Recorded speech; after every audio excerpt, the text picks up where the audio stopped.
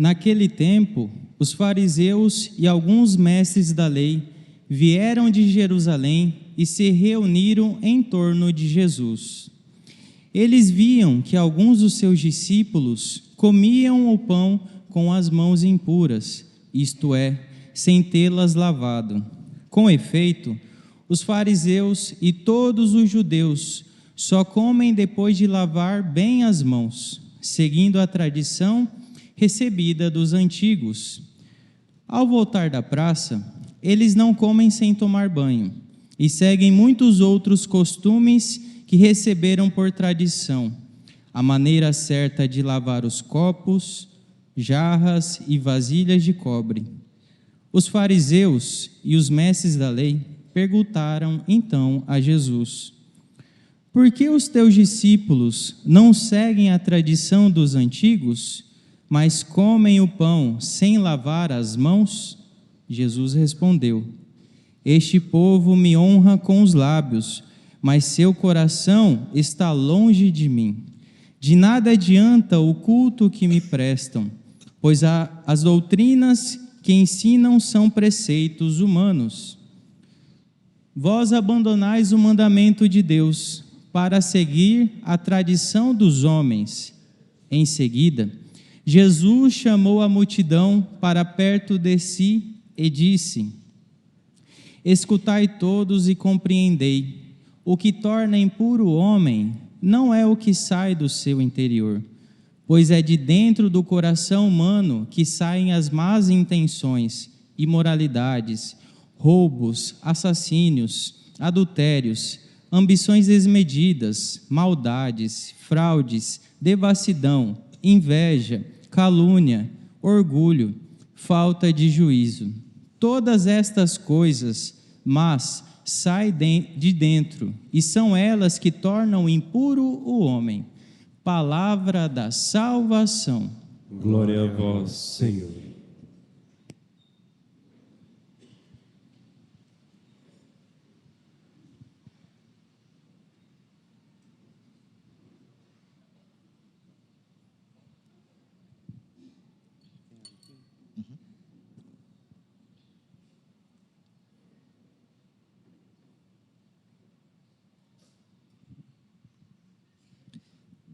Caríssimo diácono Gabriel, caríssimos irmãos e irmãs, nós celebramos o 22º domingo do tempo comum. E no evangelho de hoje nós ouvimos a narrativa de São Marcos, no capítulo 7, onde São Marcos explica alguns dos costumes judaicos. O evangelho de Marcos foi dirigido principalmente aos gentios, ou seja, aqueles que não eram de origem judaica, e por isso ele precisava sempre explicar alguns costumes. E aqui no início ele explica a forma como os judeus eles faziam a purificação de alguns objetos, faziam purificações antes de se alimentarem, hábitos próprios deles. Esses hábitos eram muito comuns e foram recebidos por uma longa tradição, mas esses hábitos eles tinham um objetivo mais profundo, principalmente esses hábitos de purificação. Nós lemos lá no Salmo 24, o salmista dizer: quem subirá ao monte do Senhor? Ou quem estará em seu lugar santo? O homem de mãos inocentes e coração puro. Todo ritual de purificação, ele presumia uma purificação interior. Ele simbolizava uma pureza interior que era necessária para se aproximar de Deus. E acontece o seguinte: no tempo de Jesus, os fariseus, sobretudo, observavam essas tradições de purificação à risca. Eles haviam recebido a tradição, como eu disse, e ainda fizeram crescer muitas dessas tradições, mas perderam o espírito inicial. E é justamente isso que Jesus então vai repreender neles. Os fariseus eram conhecidos por observar as leis judaicas de maneira muito precisa. Na época de Nosso Senhor, existiam 613 preceitos judaicos. E Jesus lutou muito contra, não os preceitos em si, mas contra a atitude que gerava a observância desses preceitos.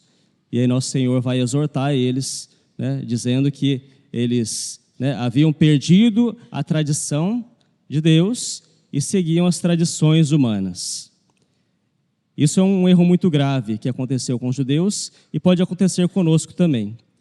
tudo aquilo que nós fazemos de rituais, tudo aquilo que nós fazemos de obras, de práticas de piedade, precisam pressupor, uma intenção reta do coração. E é justamente essa intenção que nosso Senhor quer ver de nós. E depois Jesus diz algo muito importante, porque os judeus faziam essas purificações e imaginavam que isso seria uma coisa eficaz, e aquilo ali já garantiria a pureza deles. Mas nosso Senhor diz que a purificação externa, ela não vale nada se não houver a purificação interna, porque é de dentro do homem que saem as más inclinações, é de dentro do homem que saem os pecados. Nosso Senhor diz, é dentro do coração humano que saem as más intenções, imoralidades, roubos, assassinos, adultérios, ambições desmedidas, maldades, fraudes, devassidão, inveja, calúnia, orgulho, falta de juízo. São muitas coisas, Nosso Senhor faz uma lista aqui bastante extensa daquilo de ruim que existe dentro de nós. E Nosso Senhor diz que é justamente isso que deve ser purificado. Nós precisamos pensar muito sobre isso, sobre a necessidade de purificar o nosso coração. Para nós estarmos diante de Deus, nós temos que estar de coração puro. Lá no Sermão da Montanha, nas Bem-aventuranças, Jesus diz: felizes os puros de coração, porque verão a Deus. Somente os puros são capazes de ver a Deus. E aí nós nos perguntamos, mas se existe tanta coisa ruim dentro de nós, se existe tanta impureza, há alguma solução para isso? Uma vez que nosso Senhor mesmo repreende essas práticas exteriores e diz que elas não são capazes de purificar? Sim, existe um meio. Jesus veio justamente trazer esse meio. Jesus, com o seu sangue, ele nos purifica dos nossos pecados. Ele nos purifica das nossas más inclinações. E aqui observemos bem, essas más inclinações, elas de fato existem em nós. Essas inclinações nós herdamos como uma herança má, dos nossos primeiros pais. O que o pecado original gerou na humanidade inteira foi justamente essa desordem interior.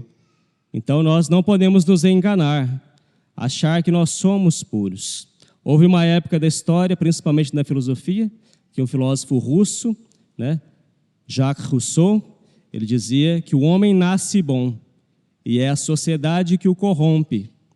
Ou seja, ele dizia, que todos nascem de maneira pura e são os maus costumes da sociedade que vão perverter o coração daquela pessoa.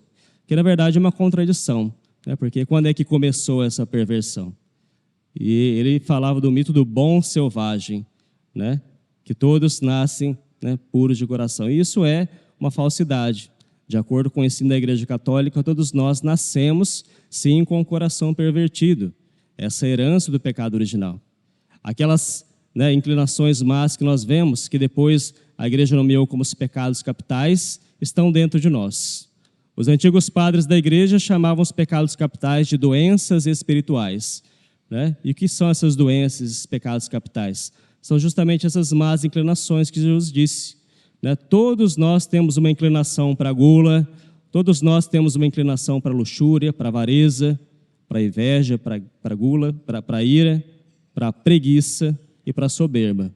Todos nós temos isso dentro de nós. E isso precisa ser purificado por meio de nosso Senhor Jesus Cristo.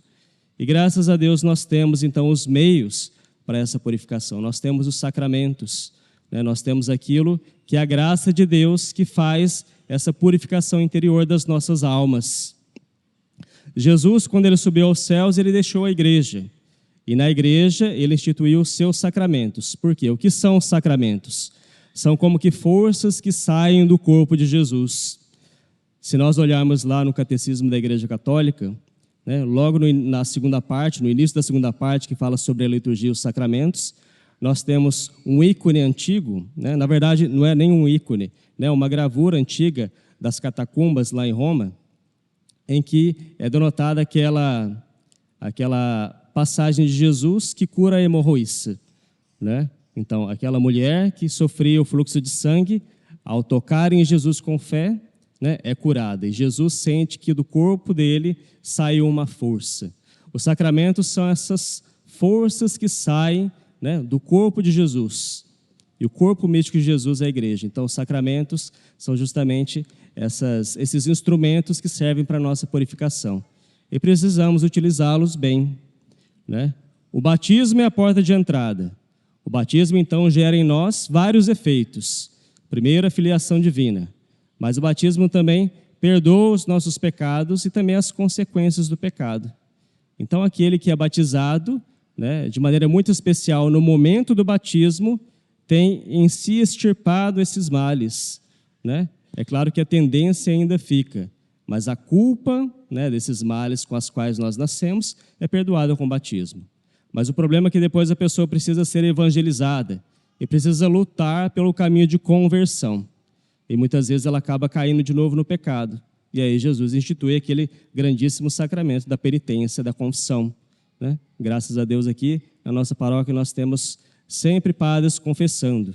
Então, o sacramento da confissão é muito importante para que nós, né, façamos essa purificação do nosso coração. E depois, claro, a própria Eucaristia, que garante que o nosso coração seja perpetuamente purificado. Precisamos disso, nós precisamos desse caminho de conversão. O caminho de vida cristã é um caminho de, cada vez mais, nós nos prepararmos para ver a Deus. Todos nós somos vocacionados a essa grandiosidade, ou seja, ter a visão de Deus é algo, né, que para nós deve ser a nossa meta de vida. E muitas vezes nós nos descuidamos disso. E muitas vezes, por causa da impureza do nosso coração, o nosso olhar fica tão obscurecido que nós acabamos por perder mesmo essa visão total de Deus. Não, procuremos purificar o nosso coração, né? Procuremos nos conscientizar da necessidade que nós temos, né, de cada vez mais lutar contra os nossos maus instintos, lutar contra a perversidão que existe dentro de nós, lutar pela verdadeira pureza. A pureza, no contexto da nossa língua portuguesa, ela está muito ligada, né, à virtude da castidade. E nos tempos que nós vivemos, a gente sabe que existe muita impureza, né, na nossa sociedade.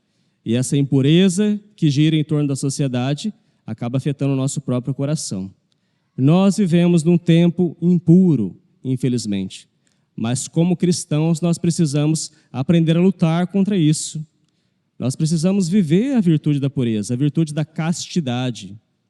Aqueles que não são castos no coração e no corpo não conseguem ter uma verdadeira vida espiritual, ou seja, não conseguem ver a Deus. Essa é uma virtude fundamental. Claro que não é somente a castidade que nos traz a pureza, né? Nós precisamos ter aquela retidão de intenção, né?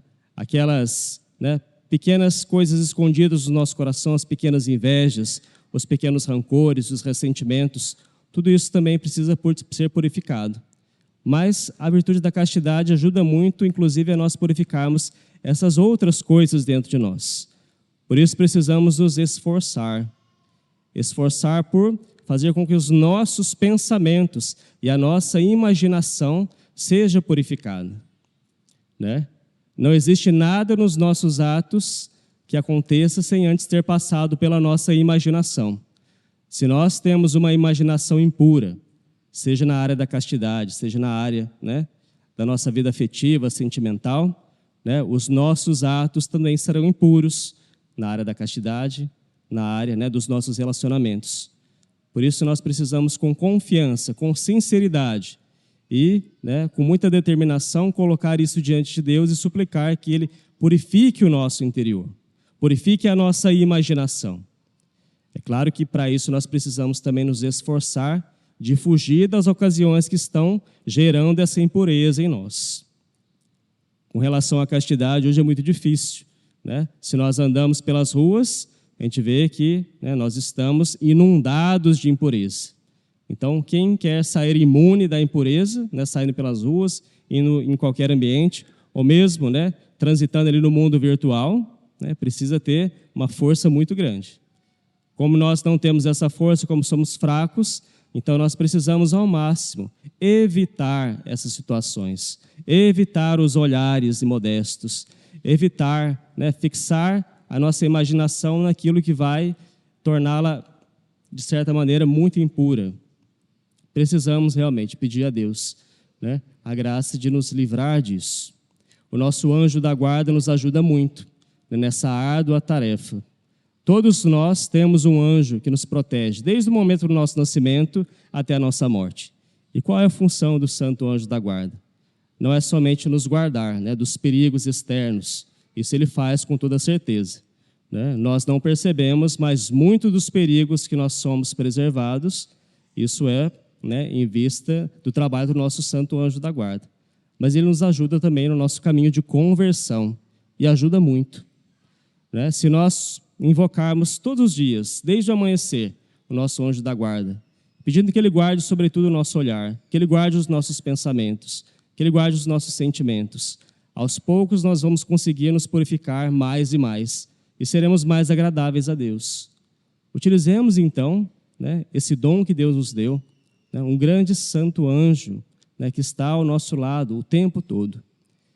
E quão triste é quando nós pecamos, né, contra a castidade, quando nós pecamos contra a caridade, quando nós deixamos, né, esse mal que está dentro de nós, né, crescer e se externar. Isso para o nosso santo anjo da guarda, né, é motivo de grande desgosto, porque ele está ao nosso lado justamente para nos conduzir a Deus. Isso causa tristeza a ele, isso constrange o nosso anjo. Então, né, lembremos da presença dele. A presença do anjo lembra-nos a presença de Deus. Se nós tivermos isso, né, na nossa consciência, com toda certeza nós pecaremos menos. Com toda certeza nós teremos o coração mais voltado para Deus. Com toda certeza nós teremos mais força, né, para não nos inclinarmos, né, diante daquelas coisas que o mundo nos oferece, mas vamos nos inclinar para as coisas de Deus. Peçamos também a Nossa Senhora, né? Ninguém mais do que a Nossa Senhora viveu essa pureza de coração. Ela que é a Imaculada Conceição, a cheia de graça. Nossa Senhora, né, em nenhum momento deixou, né, com que qualquer impureza entrasse no seu coração, né? Ela já era pura desde a sua concepção, mas, né, ela precisou manter-se na virtude, e manteve-se, e cresceu enormemente. E depois, né, foi nos dada como mãe, justamente para nos ensinar esse caminho da virtude. Aqueles que têm Nossa Senhora como mãe, aqueles que invocam sempre a proteção dela, alcançam muito mais rapidamente e com muito mais facilidade essa virtude da pureza, que é tão necessária nos nossos tempos. Por isso, invoquemos Maria, invoquemos o nosso santo anjo da guarda, quando nós formos acometidos de tentações, e são muitas. O demônio sabe quais são as nossas fraquezas. O demônio conhece muito bem a antropologia, né? Ele sabe como é que nós somos feitos e quando é que nós vamos cair. Por isso precisamos estar atentos, por isso precisamos vigiar e orar, para não cairmos em tentação. Se nós não vigiarmos, principalmente no tempo em que nós vivemos, com toda certeza vamos cair em tentação, porque a tentação é muito grande. O demônio quer perverter os corações, e nos nossos tempos nós vemos que essa perversão tem atingido níveis jamais imaginados, né? O salmista vai dizer que é um abismo o coração do homem. Infelizmente, né, esses abismos de maldade têm se tornado muito manifestos. Mas nesse tempo nós somos chamados a viver. Deus nos colocou neste mundo, nesse tempo, nessa circunstância. E justamente por isso Ele vai nos dar as graças necessárias para nós sermos virtuosos neste tempo. A gente não pode cair naquela tentação do inimigo, né, que nos diz assim: nós já vivemos, né, num mundo cheio de tentações, todo mundo, né, faz isso, né, a tentação é muito grande, é impossível viver a virtude nos nossos tempos. É impossível ser casto, é impossível ser paciente, é impossível ser caridoso, é impossível não guardar mágoa e rancor no coração. É impossível, porque o nosso tempo é muito difícil. E isso, obviamente, é uma falsidade. Lembremos que o demônio, o diabo, é o pai da mentira. É possível, sim, ser puro no nosso tempo. É possível ser casto, é possível ser paciente, é possível ser caridoso, é possível. Mas nós precisamos lutar por isso. Lutar com mais vigor. Quando o combate ele fica mais encarniçado, é exigido de nós um empenho maior. Mas os auxílios divinos nunca nos serão negados. E uma vez que a batalha fica mais intensa, as graças que Deus envia são maiores também. Nunca pensemos que a iniquidade vence a bondade de Deus. Quanto mais cresce a iniquidade no mundo, quanto mais cresce a impureza, mais cresce a graça de Deus também, que nos é dada para enfrentarmos essas dificuldades. Então, a gente precisa ter um olhar de fé em primeiro lugar. Quem não tem fé não consegue purificar o seu coração. E quem não é puro não pode ver a Deus. Uma coisa é consequência da outra. Peçamos então a Deus que na sua misericórdia venha em nosso auxílio, purificando o nosso coração dessas más tendências, purificando as nossas almas, purificando a nossa imaginação, para que todas as nossas ações sejam feitas de corpo e alma, para que as nossas ações feitas, as nossas práticas religiosas, elas não sejam vazias de significado, não sejam vazias de sentido e tenham eficácia. Não façamos como os fariseus, que se apegaram às tradições humanas, pensando que aquelas tradições eram capazes de salvá-los. Jesus repreende grandemente esses homens. Jesus chega a chamá-los de sepulcros caiados, ou seja, que por fora estão bem arrumadinhos, mas por dentro estão cheios de podridão. Nós precisamos fazer com que o nosso interior tenha essa podridão extirpada. Não sejamos nós também sepulcros caiados. Nós, sacerdotes, diácono, nós que estamos aqui diretamente ligados ao serviço do altar, precisamos observar isso em primeiríssimo lugar. Mais do que ninguém, aquele que lida com as coisas sagradas como sacerdote precisa ser puro de coração. E nós precisamos lutar muito. Mas precisamos também que todos os fiéis rezem por nós. Nós vivemos uma verdadeira comunhão, a igreja é uma comunhão. Por isso, uns devem rezar pelos outros. Nós, sacerdotes, os clérigos, rezamos pelos fiéis, para que Deus derrame as suas graças na vida deles, para que Deus derrame as graças necessárias, para que todos se convertam, para que se purifiquem. Mas, em contrapartida, os fiéis também devem rezar por nós, pela nossa fidelidade. Porque se o demônio tenta a todos, se o demônio tenta a cada um de vocês, saibam que o demônio tenta muito mais os sacerdotes e os clérigos. O demônio quer que os padres, os sacerdotes, os bispos, os diáconos, os religiosos caiam na impureza, caiam naquilo que ofende a Deus. Porque, como dizia lá o profeta Zacarias, ferirei o pastor e o rebanho se dispersará. Por isso vamos rezar pelos sacerdotes, para que nós sejamos puros de coração, para que nós possamos agradar a Deus. E, de fato, se isso acontecer, grandes graças virão. Um coração puro é capaz de atrair muitíssimas graças de Deus. Vejamos o coração de Nossa Senhora, que atraiu de Deus todas as graças. Quanto mais puros nós formos, mais a graça de Deus vai atuar em nós e nós vamos transbordar essa graça por onde nós passarmos. Os santos, eles fazem isso, Por onde eles passam, a graça de Deus se irradia. Por onde eles passam, a pureza de Deus se irradia. Por isso que aqueles que vivem na companhia de algum santo têm uma facilidade muito maior de viver a pureza, viver a integridade, porque ali nós temos esse transbordamento.